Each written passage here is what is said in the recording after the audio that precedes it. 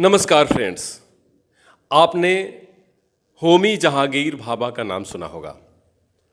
वो बहुत बड़े वैज्ञानिक और भौतिक शास्त्री, समाजशास्त्री और मनोवैज्ञानिक भी थे।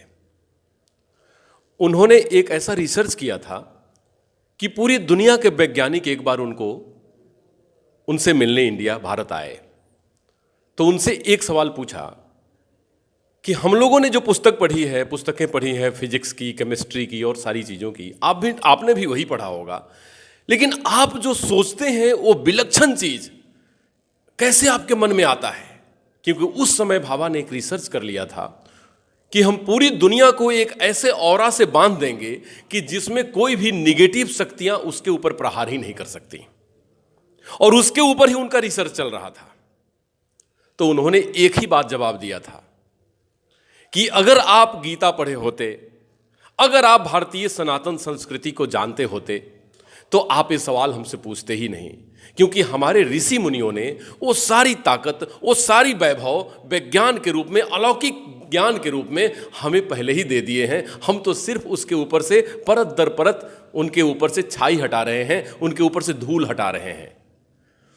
तो आज उन्हीं जैसे एक शख्सियत जो कि कभी पत्रकारिता जगत में रहे, भारत के दो पत्रकार, पूरे भारत के लिए, पूरे मानवता के लिए इतना बड़ा काम किया कि हम लोग पत्रकार जगत में गौरव महसूस करते हैं। पहला प्रणब मुखर्जी जो कि देश के राष्ट्रपति बने, और दूसरा विजय शंकर मेहता जी कि जो हमारे पत्रकारिता से हैं और इन्होंने पत्रकारिता जगत में बड़ा नाम किया, बड़े सारे ऐसे काम किए कि जो हमारा जगत गौरव महसूस करता है। और अब ये मानव को क्रिएट कर रहे हैं एक पीस के माध्यम से, पीस के मुहिम से, कि शांति मानव में कैसे आए। क्योंकि हमने आज इतनी तरक्की कर ली है, इतनी तरक्की कर ली है, क्योंकि हमसे शांति ही पीछे छूट गई, शांति पीछे रह गई, हम बहुत आगे चले गए। तो उस शांति को कैसे प्राप्त करें, उसके ऊपर हमारे मेहता जी का, गुरु जी का, स्वामी जी का इतना बड़ा मुहिम चल रहा है, जिससे आपको जुड़ना चाहिए। तो मैं जरूर चाहूँगा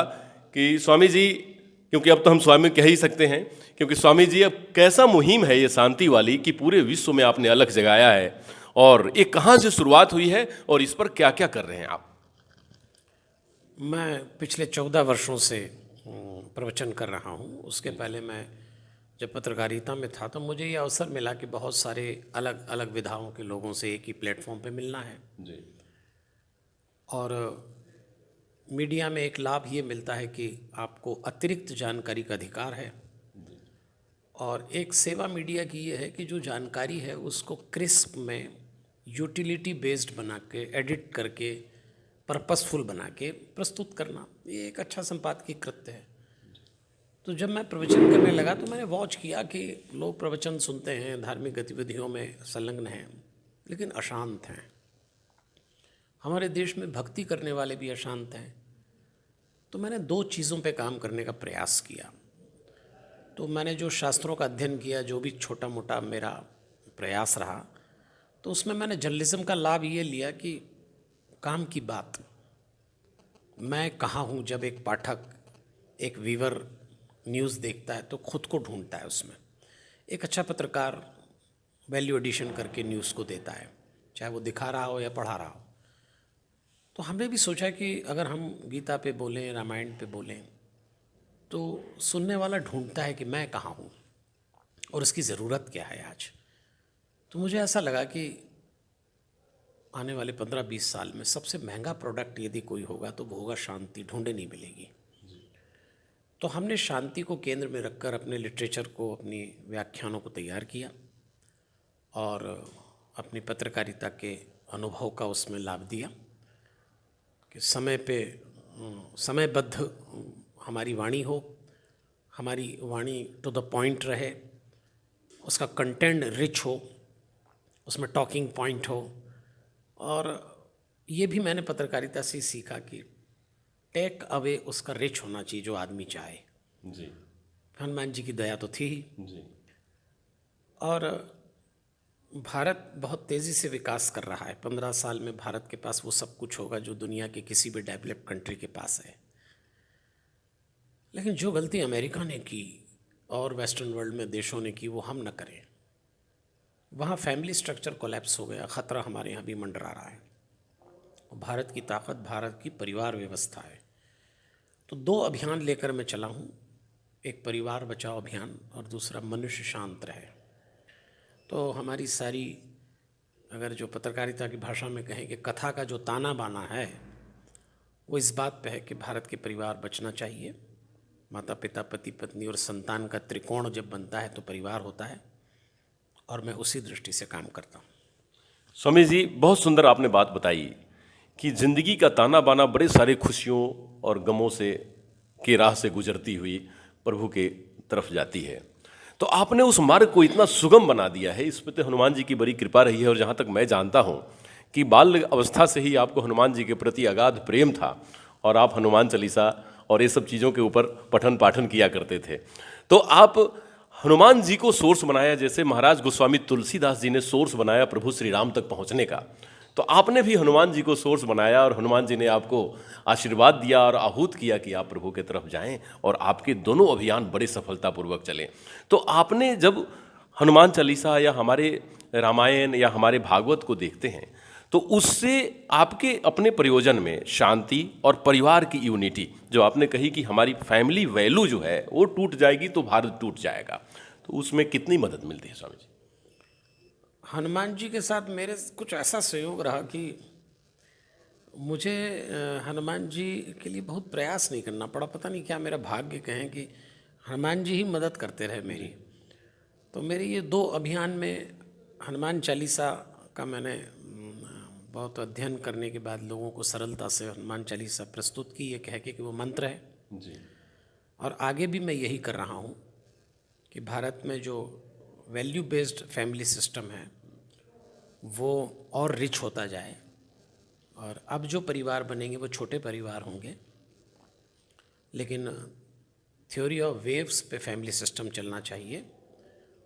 पति पत्नी दोनों पढ़े लिखे हैं तो बहुत ज़्यादा एक दूसरे को ओबे नहीं करेंगे, बहस हो जाएगी। बच्चे भी पढ़े लिखे हैं तो एक सिस्टम होता है, मेडिकल साइंस भी उस सिस्टम को मानता है कि पेरेंट्स की बॉडी से डीएनए साइंस के मुताबिक जो वेव्स निकलती हैं उसको जितना पॉजिटिव करेंगे उतनी पॉजिटिविटी फैमिली में होगी, बच्चों में होगी, पेरेंट्स में होगी, सीनियर पेरेंट्स में होगी।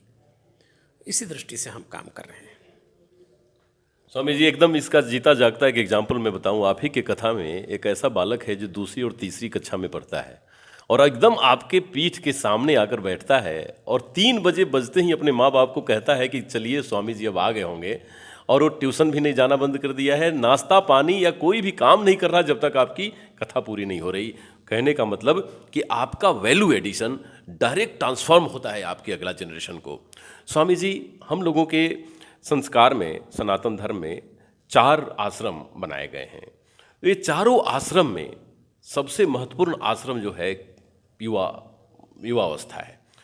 जब ये सब काम कर रहे हैं तो अब बहुमूल्य है, अमूल्य है, क्योंकि इसके अलावा तो और कहीं कुछ दिखता नहीं कि कैसे किया जाए और क्या किया जाए।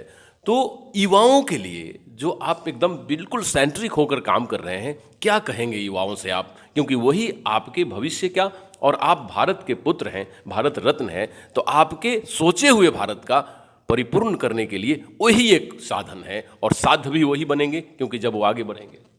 तो क्या युवाओं से मैं हमेशा एक बात कहता हूँ कि अपनी ऊर्जा का उपयोग वैसे करिए जैसे आपकी जेब में पैसे रखे रहते हैं। तो आप पैसे को कैसे खर्च करते हैं, चाहे भले कार्ड के थ्रू करें, आजकल तो सब कार्ड सिस्टम है, कैश ख़त्म हो जाएगा। ऐसा ही एक कार्ड आपके ब्रेन में लगा हुआ है, उसको चित्त कहते हैं, उसको मन कहते हैं, माइंड कहते हैं। अलग अलग कार्ड हैं, डेबिट क्रेडिट। तो जिस दिन कोई भी युवा अपने ऊर्जा के प्रति जो उसमें लबालब है, तो हमारे यहाँ ऊर्जा ग्राफ लेती है और 24 साल में टॉप पे होती है जी। और 24 साल से 44 साल तक वो ब्लास्ट होती है। उसी टाइम मैरिज कर दी जाती है, क्योंकि नहीं तो वो गलत दिशा में जाएगी जी। और 44 के बाद उसको नीचे आना होता है।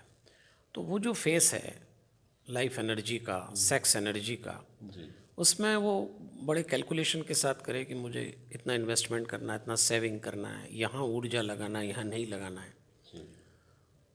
भारत का युवा अपनी ऊर्जा का जितना सदुपयोग करेगा, पूरी दुनिया भारत को देखेगी। सर्वाधिक युवा हमारे पास है। तो उस एनर्जी के प्रॉपर ट्रांसफॉर्मेशन, प्रॉपर यूटिलाइजेशन के लिए योग हमारे देश में एक ऐसा सुकृत्य है।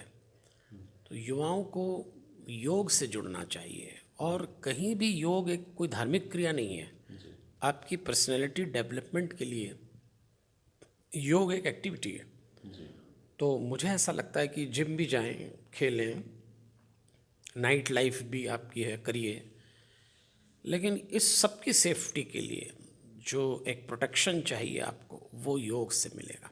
इस देश का युवा जितना जल्दी और जितना अधिक योग से जुड़ेगा, उसकी जवानी उतनी यूज़फुल होगी।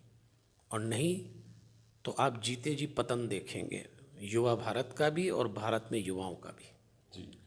जी स्वामी जी, बिल्कुल आपने ठीक कहा। अब तो योग इंटरनेशनल डे भी मनाया जा रहा है और भारत की तरफ ही पूरी दुनिया देख रही है। बिल्कुल आपके सपने सच होते दिख रहे हैं। अब स्वामी जी, ये जानना चाहता हूँ कि 4 पुरुषार्थ में धर्म, अर्थ, काम, मोक्ष, ये चारों पुरुषार्थ को अगर बहुत सरल भाषा में समझाना हो, कहना हो, तो कैसे कहा जाए? क्योंकि आजकल तो जो भौतिकवादिता लोगों पे छाई है, तो उसमें कैसे क्या कहेंगे आप, जो जल्दी सरलता से लोग समझ जाएं? बहुत आसान काम है। 4 पुरुषार्थ। धर्म का अर्थ ये है कि जिस समय आप जो हो, विद्यार्थी हो तो विद्यार्थी होना धर्म है, पति हो तो पति होना, पत्नी हो तो, इससे कहीं भी जाति का मामला नहीं, हिंदू मुस्लिम सिख ईसाई। धर्म मतलब स्वधर्म कहा गया है। आप जो ड्यूटी, आप जर्नलिस्ट हैं तो ये आपका इस समय धर्म है। घर जाने पे पिता होना धर्म है, पति होना धर्म है। तो धर्म का ये मतलब है पुरुषार्थ में। अर्थ का मतलब है धन कमाएं, लेकिन ईमानदारी और मेहनत से। अपराध और भ्रष्टाचार से कमाया हुआ धन आपके घर में कलयुग लाएगा। कलयुग मतलब नेगेटिविटी। काम का अर्थ होता है पुरुषार्थ, केवल सेक्स नहीं है, वासना नहीं है। और ये घोर परिश्रम का समय है, आलस्य अपराध है इस युग में। जितनी अधिक मेहनत करेंगे, एक खतरा भारत में मंडरा रहा है निकम्मेपन का। अचानक कुछ योजनाएं, कुछ तरीके ऐसे हो गए हैं कि एक निकम्मा वर्ग भी तैयार हो रहा है। तो काम का अर्थ है पैशन, खूब मेहनत करिए। और मोक्ष का अर्थ है अपने आसपास दुर्गुणों से मुक्ति। मरने के बाद कोई जगह मोक्ष नहीं है। मोक्ष जीते जी आप दुर्गुणों से मुक्त हो जाएं तो यही मोक्ष है।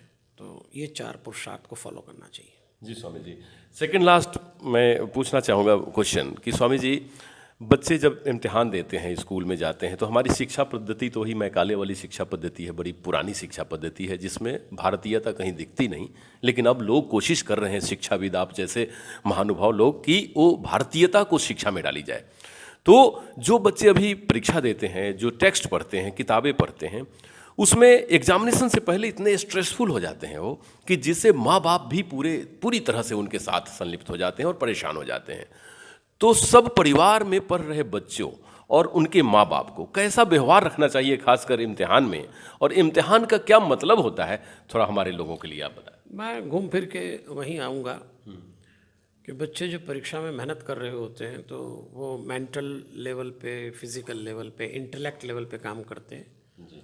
पेरेंट्स भी उनके साथ रात भर जगते हैं, बहुत मेहनत करते हैं। लेकिन 24 घंटे में अगर 24 मिनट योग किया जाए तो मेरे ख्याल से स्ट्रेस की भी प्रॉब्लम सॉल्व होगी।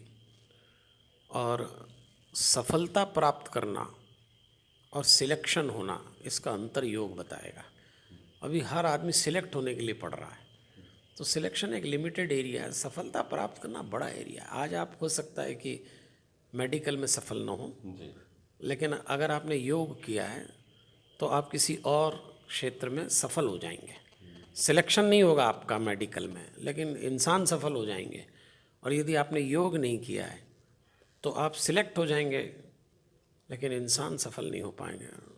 कहीं ना कहीं जिस भी फील्ड में जाएंगे डिप्रेशन में होंगे। इसलिए पेरेंट्स को और बच्चों को योग एक डे टू डे लाइफ का पोर्शन बनाना चाहिए। जी स्वामी जी, बहुत सुंदर बात। अब आखिरी बात मैं कहूँगा, क्योंकि आप उस जगत से जुड़े हैं जहाँ पर बड़े सारे अनुभवी लोग आपसे मिले, खासकर पत्रकारिता की बात मैं करूँ तो Swami ji, print media, electronic media, अब सोशल मीडिया, एकदम बिल्कुल डिजिटल मीडिया आ गया। 5G टेक्नोलॉजी के बाद तो मीडिया एकदम टिप पे होगा लोगों के, जैसे आपने कहा कि बटन दबाएं और गूगल में सब कुछ आ जाता है। तो स्वामी जी, आप जब इस अब चेयर पे आसीन हैं जहाँ से पूरा भारतवर्ष आपके लिए सब एक है और सब लोग आपके लिए बराबर हैं, तो आज मीडिया के एज में आप क्या मीडिया से जुड़े हुए लोग या मीडिया के को प्रयोग कर रहे हुए लोगों को क्या संदेश देना चाहेंगे, जिससे कि हमारा देश बने, राष्ट्र बने, और जो आपने इतने पुनीत मुहिम को लेकर चला है, शांति और पारिवारिक सद्भाव और एकरूपता, वो कैसे आए? मीडिया बहुत अच्छा काम कर रहा है, और मैं चूँकि मीडिया से जुड़ा हूँ तो सब लोग मुझसे ये सवाल ज़रूर पूछते हैं जी। आजकल ऐसे लोग। तो देखिए, डीवैल्यूएशन सब जगह हुआ है, सब जगह, मतलब एजुकेशन में, मेडिकल सेक्टर में, राजनीति में, और तो और धर्म में। जी। तो फिर मीडिया कैसे बचेगा? तो मीडिया कभी गलत नहीं रहा, गलत लोग मीडिया में आ गए।